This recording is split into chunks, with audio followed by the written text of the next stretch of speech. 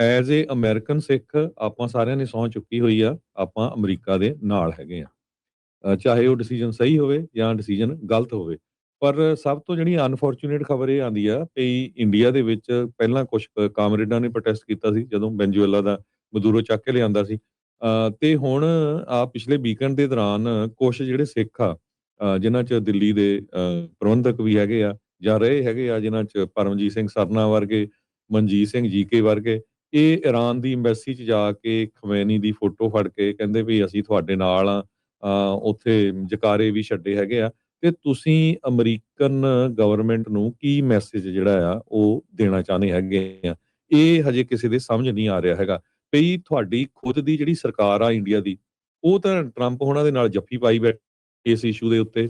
Israel ਦੇ ਨਾਲ ਇੱਕ ਦਿਨ ਪਹਿਲਾਂ ਮੋਦੀ ਹੁਣੀ ਮਿਲ ਕੇ ਆਏ ਹੈਗੇ ਆ। ਤੁਹਾਨੂੰ ਇਸ ਇਸ਼ੂ ਦੇ ਉੱਤੇ ਬੋਲਣ ਦੀ ਕੀ ਪਈ ਹੈਗੀ ਆ?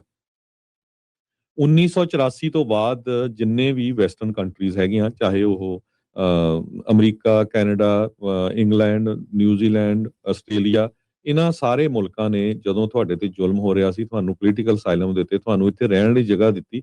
ਇਹਨਾਂ ਮੁਲਕਾਂ ਦੇ ਵਿੱਚ ਸਾਨੂੰ ਬੋਲਣ ਦੀ ਆਜ਼ਾਦੀ ਆ, ਕੰਮ ਕਰਨ ਦੀ ਆਜ਼ਾਦੀ ਆ। ਤੁਹਾਡੇ ਸਾਹਮਣੇ ਆਪਾਂ ਦੇਖ ਲਓ ਕਿੰਨੀ ਵਾਰੀ ਕ੍ਰਿਟੀਸਾਈਜ਼ ਕਰਦੇ ਆ, ਟਰੰਪ ਨੂੰ ਵੀ ਕਰਦੇ, ਹਰ ਇੱਕ ਨੂੰ, ਕਿਉਂਕਿ ਆਜ਼ਾਦੀ ਹੈ ਇਹਨਾਂ ਮੁਲਕਾਂ ਦੇ ਵਿੱਚ। ਇਹ ਜਿੰਨੇ ਵੀ ਮੁਸਲਮਾਨ ਮੁਲਕ ਆ, ਉਹਨਾਂ 'ਚ ਸਿੱਖਾਂ ਨੂੰ ਕਿੰਨੀ ਕੁ ਆਜ਼ਾਦੀ ਆ? ਕਿੰਨੇ ਕੁ ਸਿੱਖ ਜਿਹੜੇ ਆ ਉਹ ਬਾਰਡਰ ਕ੍ਰਾਸ ਕਰਕੇ ਇਰਾਨ ਦੇ ਵਿੱਚ ਜਾਂਦੇ ਆ ਜਾਂ ਉਹਨਾਂ ਮੁਲਕਾਂ ਦੇ ਵਿੱਚ ਜਾਂਦੇ ਹੈਗੇ ਆ। ਸੋ ਜਦੋਂ ਤਾਂ ਅਮਰੀਕਾ ਦੇ ਵਿੱਚ ਸਿੱਖਾਂ ਨੂੰ ਮਾਰਿਆ ਜਾਂਦਾ ਆ, ਉਹ ਤੁਸੀਂ ਚੁੱਪ ਰਹਿੰਦੇ ਆ। ਚਾਹੇ ਉਹ ਭਾਈ ਨਿੱਜਰ ਵਰਗੇ ਹੋਣ ਜਾਂ ਹੋਰ, ਅਮਰੀਕਾ ਵਾਸਤੇ ਸਿੱਖਾਂ ਨੂੰ ਮਾਰਨ ਦੀ ਕੋਸ਼ਿਸ਼ ਕੀਤੀ ਜਾਂਦੀ ਆ। ਪੂਰਾ ਜੇ ਕੈਨੇਡਾ ਦਾ ਪ੍ਰਾਈਮ ਮਿਨਿਸਟਰ ਬੋਲਦਾ ਆ ਵੀ ਸ਼ਰੇਆਮ ਇੰਡੀਆ ਦੀ ਸਰਕਾਰ ਇਨਵੋਲਵ ਆ, ਤੇ ਕੋਈ ਵੀ ਸਿੱਖ ਜਿਹੜਾ ਆ ਭਾਰਤ ਵਿੱਚ ਵਸਦਾ, ਉਹ ਇਹ ਸਟੇਟਮੈਂਟ ਨਹੀਂ ਜਾਰੀ ਕਰਦਾ ਐਕਸੈਪਟ ਮੇਬੀ ਸਿਮਰਨਜੀਤ ਸਿੰਘ ਮਾਨ ਜਾਂ ਇੱਕ ਦੋ ਲੀਡਰਾਂ ਨੂੰ ਛੱਡ ਕੇ, ਦਲ ਖਾਲਸਾ ਵਾਲੇ ਜਾਂ। ਤੁਸੀਂ ਇਸ ਇਸ਼ੂ ਦੇ ਵਿੱਚ ਜਾ ਕੇ ਜਿਹੜੇ ਆ ਇਕੱਠ ਸ਼ੋਅ ਕਰਕੇ ਮੀਡੀਆ 'ਚ ਉਹ ਸ਼ੋਅ ਕਰਦੇ ਆ। ਫਿਰ ਇੰਡੀਆ ਦਾ ਮੀਡੀਆ ਪੂਰਾ ਸ਼ੋਅ ਕਰਦਾ ਵੀ ਸਿੱਖ ਦੇਖੋ ਜੀ ਅਮਰੀਕਾ ਦੇ ਉਲਟ ਹੈਗੇ ਆ, ਸਿੱਖਾਂ ਨੇ ਇਰਾਨ ਦਾ ਸਾਥ ਦਿੱਤਾ ਆ, ਉਹ ਖਮੈਨੀ ਨੂੰ ਦਾ ਜਿਹੜਾ ਦੁੱਖ ਆ ਉਹ ਪ੍ਰਗਟਾ ਰਹੇ ਹੈਗੇ ਆ।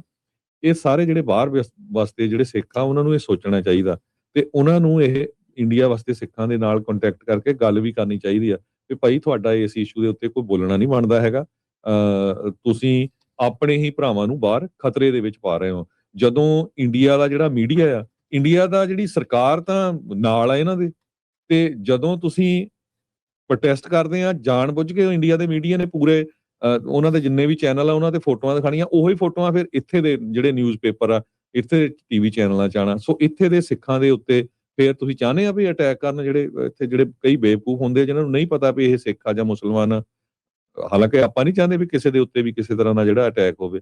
ਸੋ ਇਹ ਭਾਰਤ ਵਾਸਤੇ ਜਿਹੜੇ ਸਿੱਖ ਆ ਨਾ, ਉਹਨਾਂ ਨੂੰ ਸੋਚਣਾ ਚਾਹੀਦਾ ਹੈਗਾ ਵੀ ਜਦੋਂ ਤੁਹਾਡੇ ਤੇ ਕੋਈ ਵੀ ਕਰੋਪੀ ਆਉਂਦੀ ਆ ਉਸ ਤੁਹਾਡੇ ਮੁਲਕ ਦੇ ਉੱਤੇ, ਕਿਸੇ ਤਰ੍ਹਾਂ ਦਾ ਧੱਕਾ ਹੁੰਦਾ ਹੈ, ਤੇ ਹਮੇਸ਼ਾ ਬਾਹਰ ਦੇ ਸਿੱਖ ਜਿਹੜਾ ਆ ਉਹ ਸਾਥ ਦਿੰਦੇ, ਚਾਹੇ ਉਹ ਕਿਸਾਨ ਮੋਰਚੇ ਨੂੰ ਲੈ ਕੇ ਭੁਚਾਲ ਆ ਜਾਏ, ਫਲੱਡ ਆ ਜਾਏ, ਹਰ ਵੇਲੇ। ਤੇ ਤੁਸੀਂ ਹਰ ਵੇਲੇ ਜਿਹੜਾ ਆ ਉਹਨਾਂ ਦੇ ਉਲਟ ਜਿਹੜਾ ਆ ਬਾਹਰ ਵਾਲੇ ਸਿੱਖਾਂ ਦੇ ਇਸ ਤਰ੍ਹਾਂ ਦਾ ਜਿਹੜਾ ਨੈਰੇਟਿਵ ਸਿਰਜਣ ਦੀ ਕੋਸ਼ਿਸ਼ ਕਰਦੇ ਆ। ਪਤਾ ਨਹੀਂ ਤੁਸੀਂ ਕਿਹਦੇ ਕਹੇ ਦੇ ਉੱਤੇ ਕਰਦੇ ਆ। ਇਹ ਬਿਲਕੁਲ ਤੁਹਾਨੂੰ ਸੋਚਣਾ ਚਾਹੀਦਾ ਹੈਗਾ।